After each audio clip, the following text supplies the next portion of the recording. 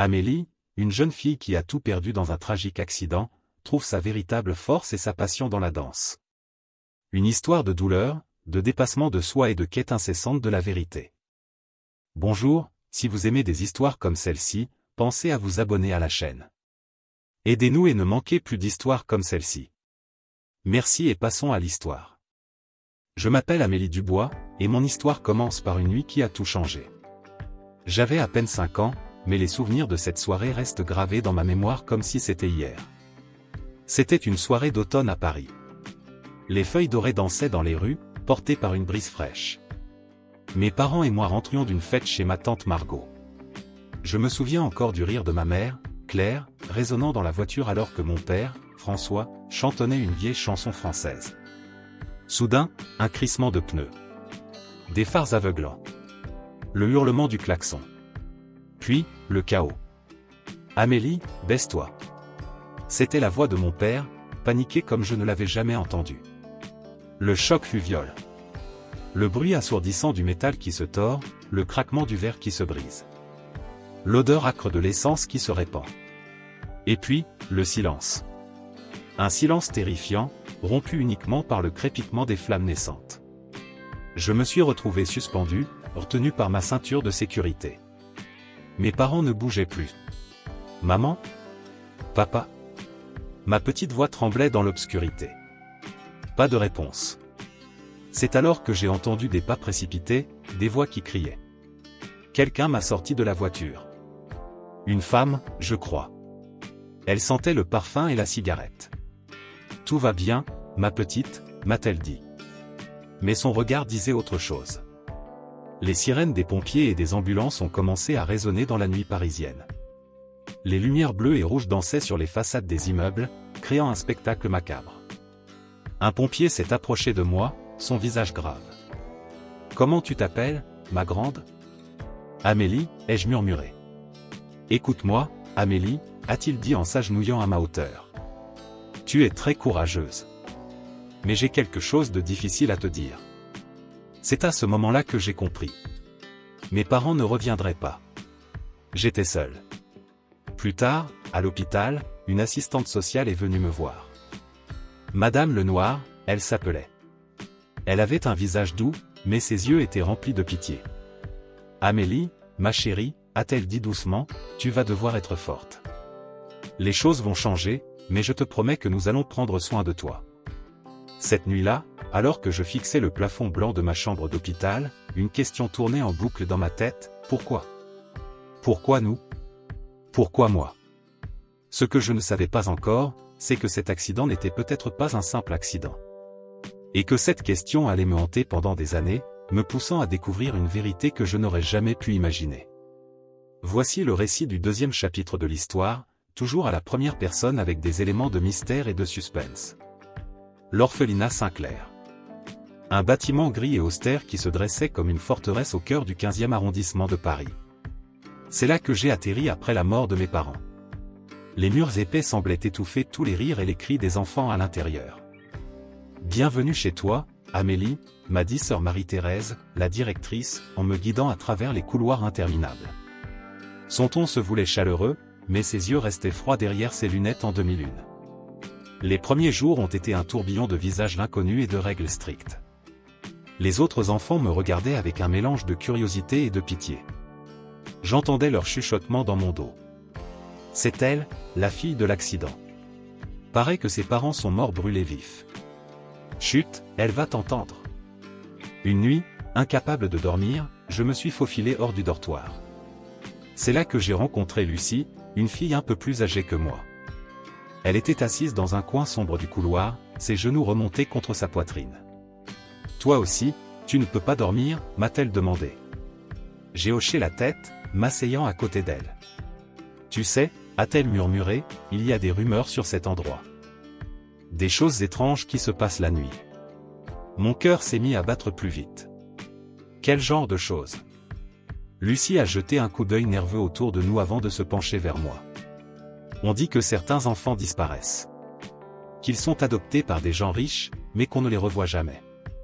J'allais lui demander plus de détails quand un bruit de pas nous a fait sursauter. C'était sœur Catherine, la plus sévère des nonnes. Que faites-vous debout à cette heure-ci, a-t-elle aboyé. Retournez immédiatement dans vos lits. Les jours suivants, j'ai essayé de retrouver Lucie, mais elle semblait avoir disparu. Quand j'ai demandé à son sujet, sœur Marie-Thérèse m'a regardé avec un sourire forcé. Lucie? Oh, elle a été adoptée par une charmante famille. N'est-ce pas merveilleux? Mais son ton ne correspondait pas à ses paroles, et un frisson m'a parcouru. C'est à ce moment-là que j'ai commencé à observer, à écouter. Les conversations chuchotées entre les nonnes, les visites tardives de personnes en costume, les dossiers rapidement cachés quand un enfant entrait dans le bureau de la directrice. Un soir, alors que je me cachais derrière un rideau poussiéreux pour échapper aux moqueries des autres enfants, j'ai aperçu une émission de danse à la télévision. Une ballerine tournoyait gracieusement, libre et légère. C'était comme si elle flottait au-dessus de tous les problèmes du monde. À cet instant, j'ai pris 2 décisions. La première, je deviendrai danseuse, coûte que coûte. La seconde, je découvrirai ce qui se passait réellement à Saint-Clair, et pourquoi j'avais été envoyé ici. Peu importe combien de temps cela prendrait, je trouverai la vérité sur mon passé et sur cet endroit mystérieux qui était devenu mon foyer. Car au fond de moi, je sentais que l'accident de mes parents et les secrets de l'orphelinat étaient liés d'une manière que je ne pouvais pas encore comprendre. Les nuits à Saint-Clair étaient longues et sombres, mais c'est dans cette obscurité que j'ai trouvé ma lumière. Chaque soir, quand le dortoir s'endormait enfin, je me glissais hors de mon lit et me faufilais jusqu'aux toilettes du 2e étage. Là, dans le silence de la nuit, le carrelage froid devenait mon parquet, et mon reflet dans le miroir fissuré, mon seul public. Je dansais, imitant les mouvements que j'avais vus à la télévision. Mes pieds nus glissaient sur le sol, mes bras s'élevaient vers un ciel invisible. Dans ces moments-là, je n'étais plus l'orpheline Amélie, j'étais libre. Une nuit, alors que je tournoyais, les yeux fermés, j'ai entendu un bruit. Mon cœur s'est arrêté. Là, dans l'embrasure de la porte, se tenait Madame Rousseau, la femme de ménage. « Alors c'est toi, le petit fantôme dansant » a-t-elle dit avec un sourire en coin. J'ai balbutié, cherchant une excuse, mais elle m'a fait signe de me taire. « Ne t'inquiète pas, ma petite. Ton secret est bien gardé avec moi. Mais dis-moi, où as-tu appris à danser comme ça? » Nulle part, ai-je avoué. J'essaie juste de copier ce que je vois à la télé. Madame Rousseau m'a regardé avec des yeux brillants. Tu as un don, Amélie. Un vrai don. Et je pense qu'il est temps que quelqu'un t'aide à le développer. C'est ainsi que mes véritables leçons ont commencé. Chaque nuit, Madame Rousseau m'enseignait en secret. J'ai appris qu'elle avait été danseuse professionnelle dans sa jeunesse, avant qu'un accident ne mette fin à sa carrière. Mais un soir, alors que nous répétions un pas particulièrement difficile, la porte s'est ouverte brusquement. Sœur Catherine se tenait là, le visage rouge de colère. « Que se passe-t-il ici » a-t-elle hurlé. Madame Rousseau s'est interposée. « C'est ma faute, ma sœur. J'ai vu le talent de cet enfant et... » « Silence » a coupé sœur Catherine. « Madame Rousseau, vous êtes renvoyée. Quant à toi, Amélie, tu es consignée dans ta chambre jusqu'à nouvel ordre. » J'ai senti mon monde s'écrouler à nouveau. Mais avant de partir, Madame Rousseau m'a glissé un papier dans la main. « N'abandonne jamais, ma petite. La danse est ton échappatoire, mais elle pourrait aussi être ta clé. » Dans ma chambre, j'ai déplié le papier. C'était l'adresse d'un petit studio de danse dans le Marais. Et en dessous, ces mots mystérieux, « Cherche la vérité dans le mouvement ». Les semaines qui ont suivi ont été difficiles. Privé de danse, je sentais une partie de moi mourir.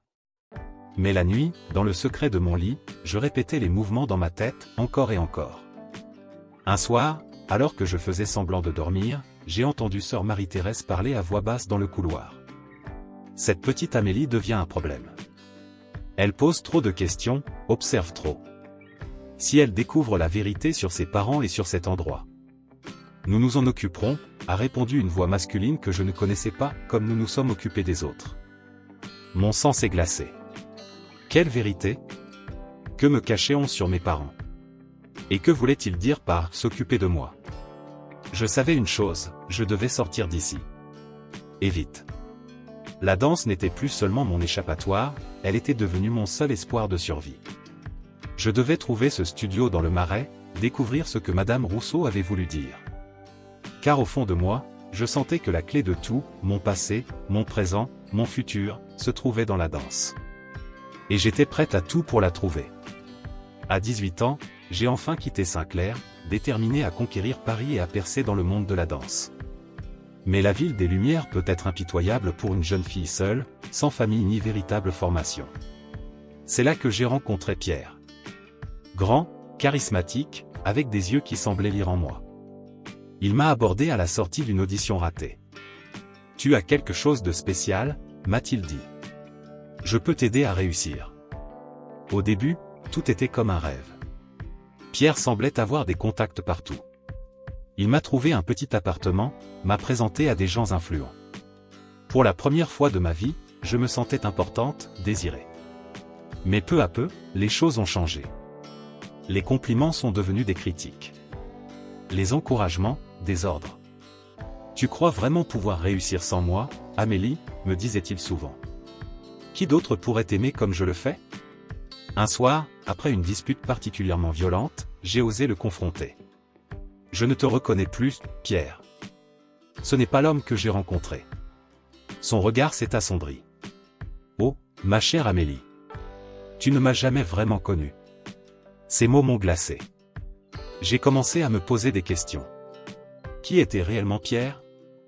Pourquoi s'était-il intéressé à moi? La danse, autrefois ma passion, était devenue une corvée. Pierre contrôlait mes auditions, mes tenues, mes fréquentations. Je me sentais piégé, comme à l'orphelinat, mais d'une manière différente, plus insidieuse.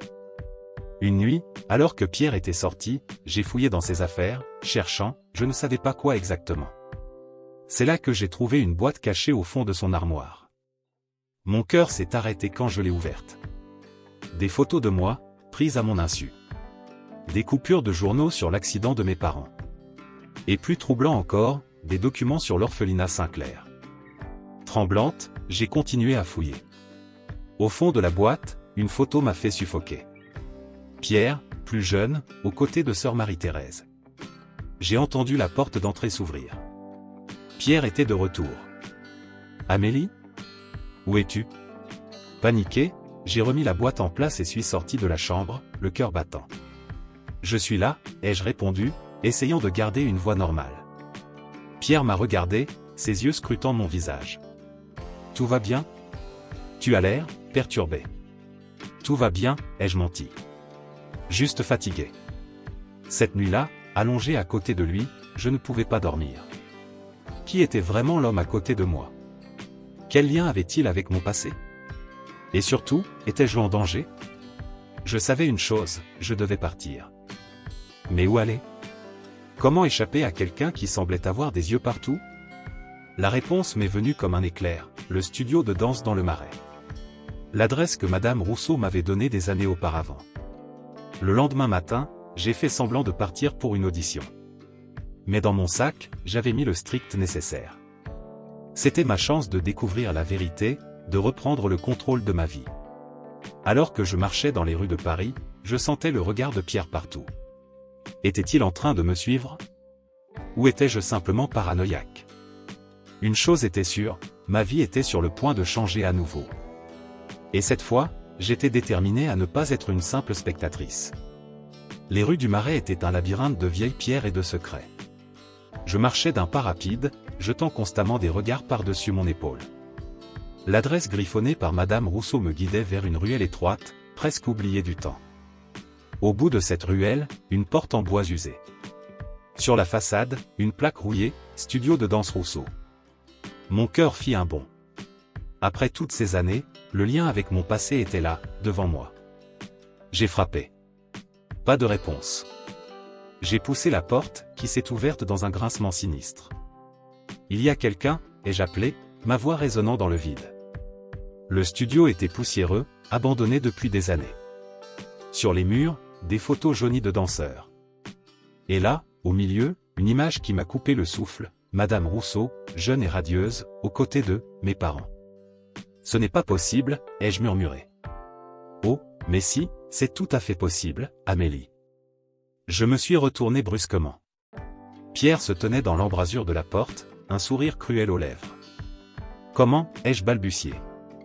Comment je t'ai suivi? Ma chère, je te suis depuis bien plus longtemps que tu ne le penses. Il s'est avancé, son regard me glaçant sur place. Tu veux connaître la vérité, Amélie? La voici. Tes parents n'étaient pas de simples victimes d'un accident de voiture.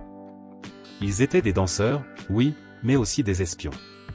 Et ils étaient sur le point de révéler un secret qui aurait pu faire tomber des gens très puissants. J'ai secoué la tête, incrédule. Non, c'est impossible. L'orphelinat Sinclair? Une couverture. Un endroit pour cacher les enfants d'agents compromis. Et toi, ma chère Amélie, tu étais la clé de tout. Les pièces du puzzle s'assemblaient dans ma tête, formant une image terrifiante. Et vous? Qui êtes-vous vraiment, ai-je demandé, ma voix tremblante de colère et de peur. Pierre a ri, un son froid et sans joie. Moi? Je suis celui qui devait s'assurer que tu ne découvres jamais la vérité. Mais il semble que j'ai échoué. D'un geste rapide, il a sorti un pistolet de sa veste. Je suis désolé, Amélie. Tu étais une si belle danseuse. Mais certains secrets doivent rester enterrés. Mon esprit tournait à toute vitesse. Je devais gagner du temps, trouver une échappatoire. Attendez, ai-je crié. Si vous me tuez, vous ne saurez jamais ce que je sais vraiment. Pierre a hésité, son arme toujours pointée sur moi. Que veux-tu dire? Le dossier caché de mes parents. Celui que j'ai trouvé avant de quitter l'orphelinat. C'était un mensonge, bien sûr. Mais c'était ma seule chance. Les yeux de Pierre se sont plissés. Tu bluffes. Vraiment? Alors pourquoi Madame Rousseau m'a-t-elle envoyé ici? Pourquoi m'a-t-elle dit que la vérité était dans la danse? Pendant un instant, j'ai vu le doute dans ses yeux. C'était ma chance. D'un mouvement rapide, j'ai saisi une barre de danse et l'ai fait pivoter, frappant la main de Pierre. Le pistolet est tombé au sol. Ce qui a suivi était un combat désespéré. Mes années de danse m'ont donné l'agilité dont j'avais besoin pour esquiver ses coups. Mais Pierre était fort, entraîné. Alors que nous luttions, j'ai entendu des sirènes au loin. Quelqu'un avait dû entendre le bruit. C'est fini, Pierre, ai-je dit, haletante. Il m'a regardé, un mélange de haine et d'admiration dans les yeux. Tu es bien la fille de tes parents, Amélie. Mais ce n'est pas terminé. Loin de là. Avant que je puisse réagir, il a bondi vers la fenêtre et a disparu dans la nuit parisienne. Quelques minutes plus tard, la police est arrivée. J'étais assise au milieu du studio, entouré des fantômes de mon passé et des questions de mon avenir. Une chose était certaine, ma vie ne serait plus jamais la même. La vérité que j'avais tant cherchée était là, devant moi, mais elle apportait plus de questions que de réponses. Et quelque part dans Paris, Pierre était toujours là, attendant son heure. Je savais que ce n'était que le début d'une longue et dangereuse danse. Les jours qui ont suivi la confrontation avec Pierre ont été un tourbillon de chaos et de peur. La police avait des milliers de questions, mais je n'avais que peu de réponses. Comment expliquer une vérité que je commençais à peine à comprendre moi-même? Mademoiselle Dubois, m'a dit l'inspecteur Leroy, un homme aux yeux perçants, vous réalisez que votre histoire semble difficile à croire? J'ai hoché la tête, épuisé. Je sais. Mais c'est la vérité. Il a soupiré, fermant son carnet. Nous allons continuer à chercher ce Pierre. En attendant, vous devriez vous mettre à l'abri. Mais où aller? Pierre connaissait tous mes repères, tous mes contacts. Paris, ma ville bien-aimée, était devenue un piège géant. C'est alors que je me suis souvenu d'une conversation avec Madame Rousseau, des années auparavant. Si un jour tu as besoin d'aide, va à Montmartre. Cherche le moulin de la Galette. Demande Léonie. Sans réfléchir davantage, j'ai pris le premier métro pour Montmartre. Le soleil se couchait sur la butte, baignant les rues pavées d'une lumière dorée. Le vieux moulin se dressait, silencieux témoin de tant de secrets. Excusez-moi, ai-je demandé à une vieille dame qui nourrissait les pigeons, je cherche Léonie. Elle m'a dévisagé un long moment avant de répondre, qui la demande? Amélie Dubois. De la part de Madame Rousseau. Ses yeux se sont illuminés. Ah, la petite danseuse. Suis-moi. Elle m'a conduite à travers un dédale de ruelles jusqu'à une petite porte cachée derrière des vignes grimpantes. Léonie, a-t-elle appelé en entrant, nous avons de la visite. Une femme d'une soixantaine d'années est apparue. Ses yeux vifs m'ont scruté de la tête aux pieds. Alors c'est toi, la fille de Claire et François, a-t-elle dit doucement. Tu as les yeux de ta mère. Mon cœur a fait un bond. Vous connaissiez mes parents? Léonie a souri tristement. Oh oui, ma chérie. Nous étions tous dans la même troupe de danse. Avant que tout ne change. Cette nuit-là, assise dans la petite cuisine de Léonie, j'ai appris plus sur mes parents que pendant toutes mes années à l'orphelinat. La danse était notre couverture, m'a expliqué Léonie. Nous voyagions, nous récoltions des informations. Tes parents étaient les meilleurs. Mais alors, pourquoi? Pourquoi sont-ils morts? Ils avaient découvert quelque chose. Quelque chose de gros. Ils voulaient t'arrêter, te protéger. Mais sa voix s'est brisée. Les jours suivants ont été un mélange de révélations et d'entraînement intensif. Léonie, malgré son âge, était une danseuse exceptionnelle. Elle m'a appris des mouvements que je n'avais jamais vus auparavant. La danse n'est pas seulement un art, Amélie, me disait-elle. C'est un langage. Un code. Peu à peu, je commençais à comprendre. Chaque pas, chaque geste pouvait cacher un message. La danse que j'avais toujours aimée prenait une toute nouvelle dimension. Un soir, alors que nous répétions, Léonie s'est figée. Quelqu'un nous observe, a-t-elle murmuré. Mon cœur s'est emballé. Pierre? Non, quelqu'un d'autre. Écoute-moi bien, Amélie. Tu dois partir. Maintenant. Va au studio Garnier, près de l'opéra. Demande Marcel. Il t'aidera à terminer ce que tes parents ont commencé. Mais, Léonie. Pas de mais. Souviens-toi, la vérité est dans la danse. Maintenant, cours. Je me suis enfui dans la nuit parisienne, le cœur battant, les questions tourbillonnant dans ma tête. Qui nous observait? Que savait vraiment Léonie? Et surtout, qu'avaient découvert mes parents qui valait qu'on les tue? Alors que je courais vers l'opéra, je savais une chose, ma danse ne serait plus jamais la même. Elle était devenue mon arme, mon bouclier, et peut-être, la clé de tout. Le studio Garnier se dressait, majestueux, à l'ombre de l'opéra. Mon cœur battait la chamade alors que je poussais la lourde porte d'entrée. L'odeur familière de la cire et de la sueur m'accueillit. Je cherche Marcel, ai-je dit à la réceptionniste, essayant de contrôler le tremblement dans ma voix. Elle m'a dévisagé un instant avant de pointer un couloir. Dernière porte à gauche. J'ai avancé, chaque pas résonnant dans le silence. Arrivé devant la porte, j'ai hésité. Que trouverais-je de l'autre côté? Entre, Amélie. Je t'attendais. La voix grave m'a fait sursauter. J'ai ouvert la porte pour découvrir un homme d'une cinquantaine d'années, grand et élancé. Comment savez-vous qui je suis? Ai-je demandé, méfiante. Marcel a souri tristement. Tu es le portrait craché de ta mère. Viens, nous avons peu de temps.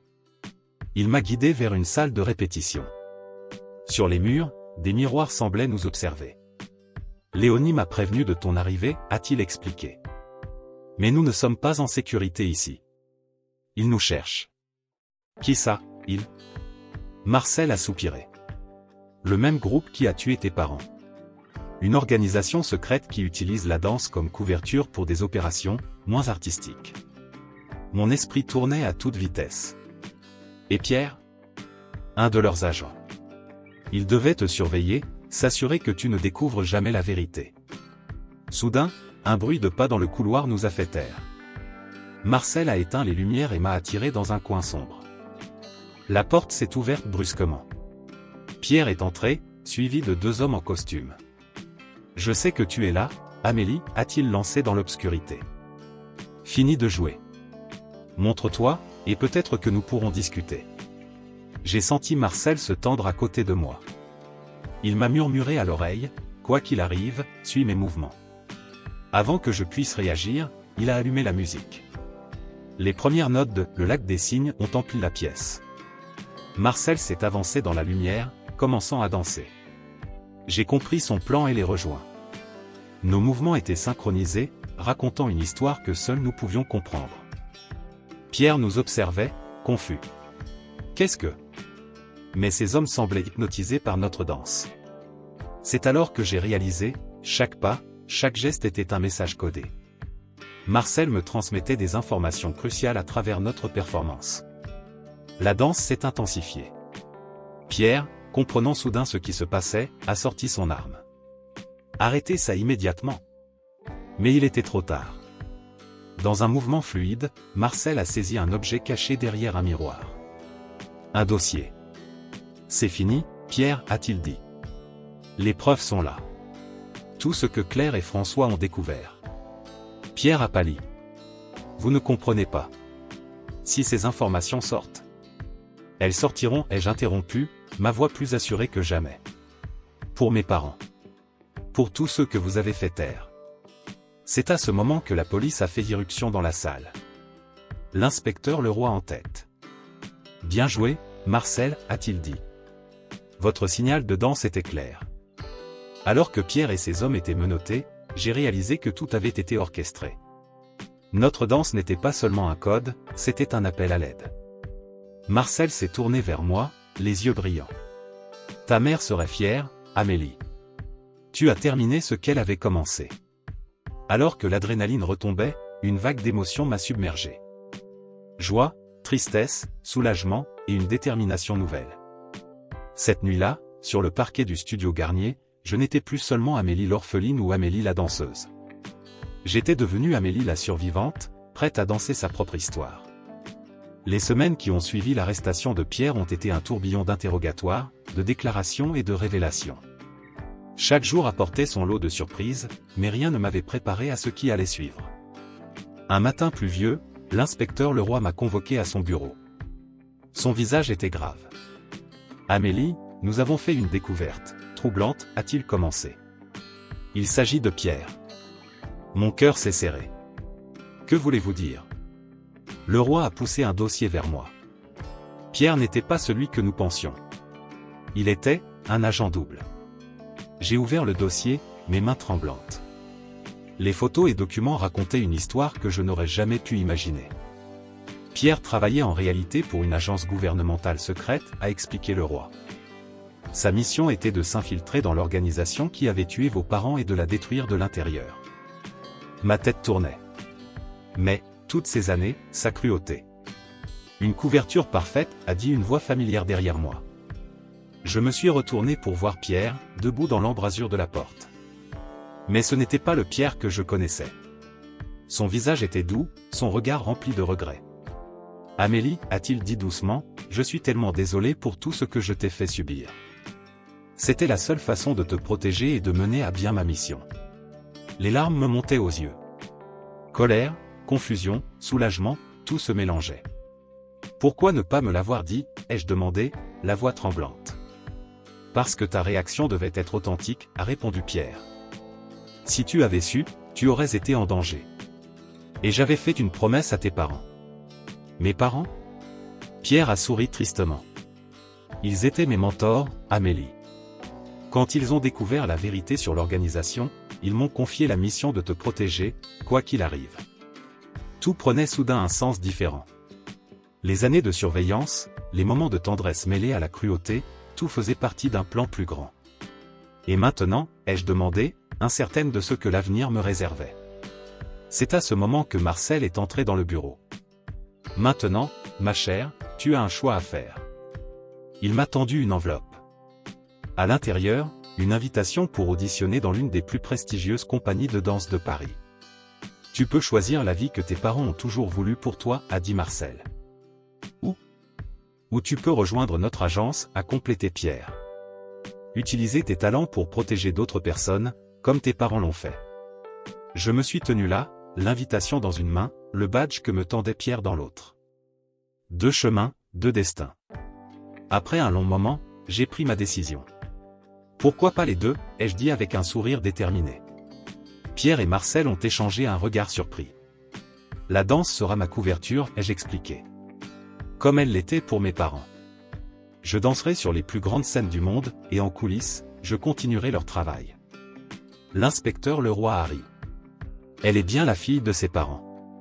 Quelques mois plus tard, je me tenais dans les coulisses de l'Opéra Garnier, prête pour ma première représentation en tant que danseuse étoile.